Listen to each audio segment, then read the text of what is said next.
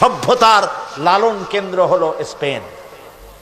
আজকে বলতে খুব দুঃখ লাগে, ওরা দাবি করে ওরা নাকি ওয়েস্টার্ন সিভিলাইজেশন, ওরা পাশ্চাত্য সভ্যতার দাবিদার। ওরা যখন ইংল্যান্ডের মানুষেরা বাড়ি বানাইয়া থাকে কেমনে যখন জানতো না, যখন গাছের মধ্যে গর্ত বানাইয়া পাখির মতো সেই গর্তে বাস করত, গোসল করে শরীর ক্লিন করে কেমনে যখন জানতো না, তখন আমরা মুসলমানেরা গ্রানাডা এবং কর্ডোবায় বিজ্ঞানের বিভিন্ন শাখায় বিচরণ করতাম। এ হাতের ঘড়িটা তো আমাদের আবিষ্কার করা, কম্পাস মুসলমানদের আবিষ্কার করা, বন্দুক, কামান, জিওমেট্রি, ম্যাথামেটিক্স, অ্যালজাবরা মুসলমানদের আবিষ্কার করা, ভূগোল, সায়েন্স এগুলি মুসলমানদের আবিষ্কার করা, চিকিৎসা বিজ্ঞান মুসলমানদের আবিষ্কার করা। এগুলি শুনলেও এখন যুবকদের মনে হাসি পাবে, যেহেতু আমি জানিও না, চিন্তায় পড়ে যাবে। এগুলি সব মুসলমানদের আবিষ্কার করা ছিল। যখন মানুষেরা যে জাতি লেখাপড়া বাদ দেয় সে তখন শাসক হয় না, শাসিত হয়ে যায়। কথা বুঝে আসছে?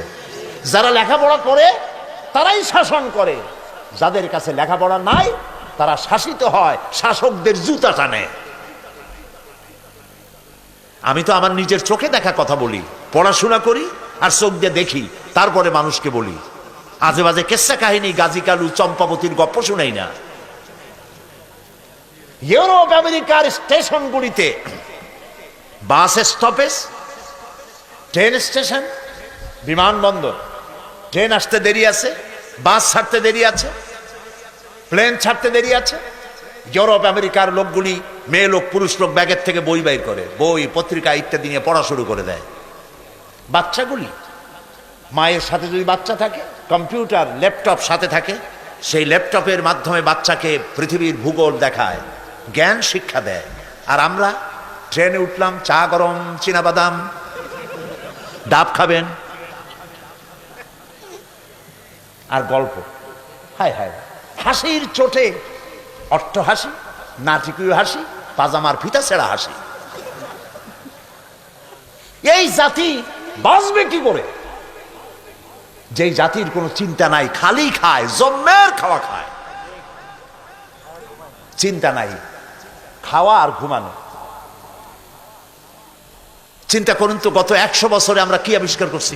কোন বিগত 100 বছরে মানবতার কল্যাণের জন্য মুসলমানেরা কি আবিষ্কার করেছে?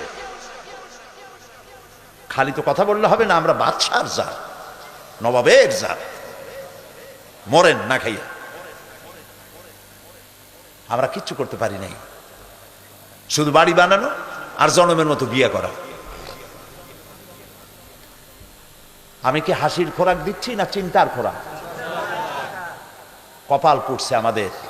বিশ্বকবি আল্লামা ইকবাল কি সুন্দর করে বলেছেন, আ তুঝে বাতাও তকদীরে উমম ক্যা হ্যায়, আ তুঝে বাতাও তকদীরে উমম ক্যা হ্যায়, শমশীর ও সিনা আউয়াল তাউস ও রুবাব আখির।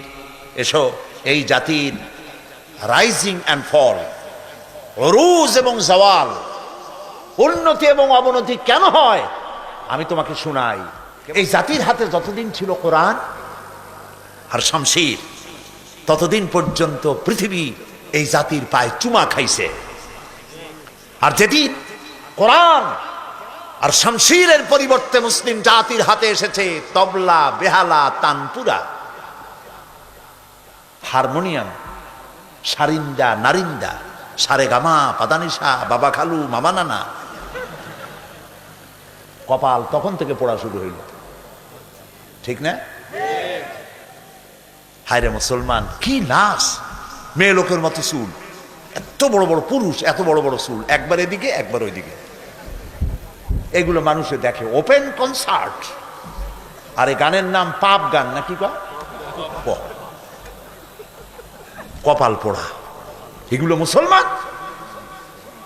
নাউযুবিল্লাহি মিন যালিক। আল্লাহ রহম করুক জাতির উপরে, বলি আমিন। চলুন আবার ফিরে যাই স্পেনে। সেখানে জ্ঞান বিজ্ঞানের চর্চা হচ্ছে। পৃথিবীর চতুর্দিক থেকে হাজার হাজার মানুষ জ্ঞানার্জনের জন্য আসতেছে। এখানে দর্শন লেখা হচ্ছে, বিজ্ঞান লেখা হচ্ছে, এখানে তাফসীর লেখা হচ্ছে। তাফসীর প্রেমিক আলেমদের কাছে তাফসীরে কুরতুবী এখনো উত্তম পাঠ্য তাফসীর। এই কর্ডোবায় লেখা হয়েছিল, আল্লামা কুরতুবী এখানেই তৈরি হয়েছিলেন, আল্লামা রুশদ এখানেই তৈরি হয়েছিলেন, শ্রেষ্ঠ দার্শনিক। রিসার্চ হলো, বিরাট বিরাট লাইব্রেরি তৈরি হলো, হাজারো লাখো বইপত্র দিয়ে ভরে গেল। সুবহানাল্লাহ।